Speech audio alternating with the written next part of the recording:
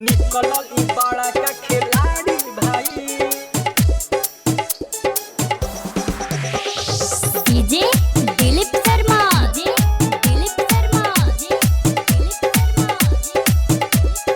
गोपालगंज।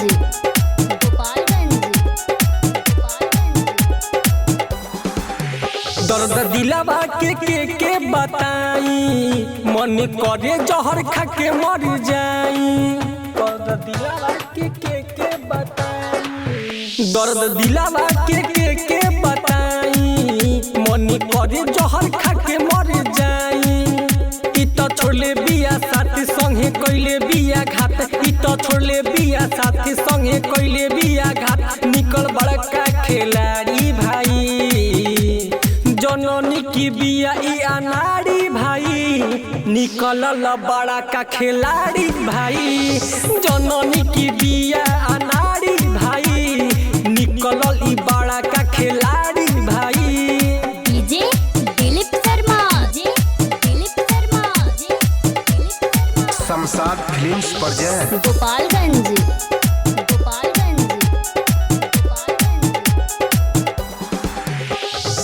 मिठबतिया में उ हमके फसवलस, प्यारी के सागर में हमके डूबवलस।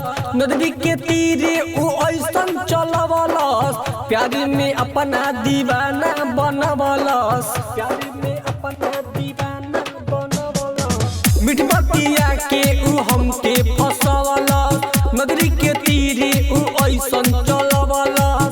प्यारी के सागर में हमके डूबवलस, हमरा के अपन दीवाना बनवलस। हम जननी नहीं आज करी पगली रे घात, हम जननी नहीं आज करी पगली रे घात। चोट दिले बिया गहरा भाई, जननी की बिया इ अनाड़ी भाई।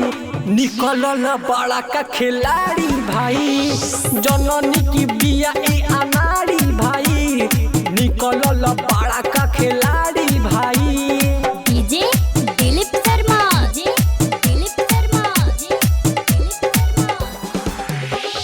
गोपालगंज।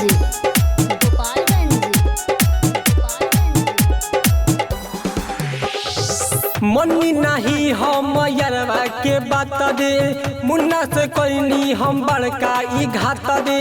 गौतम गजब बाड़े अब पछताता दे, रो रो के कटता बाटे हमर रात दे। निकलल इ बड़ा का खिलाड़ी भाई, मनी ना यारवा के हम बात दे। मुन्ना से कहले बानी बड़का घात दे। गौतम गजब बाड़े अब पछताता दे, रो रो के कटता बाटे उनको रात दे। जखम दिले बिया गहरा प्यारी करब ना दोबारा, जखम दिले बिया गहरा प्यारी करब ना दोबारा। बन तो रहे बड़का सती भाई, जननी की बिया उ अनाड़ी भाई।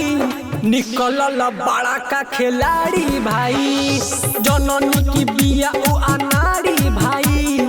निकलल बड़ा का खिलाड़ी भाई।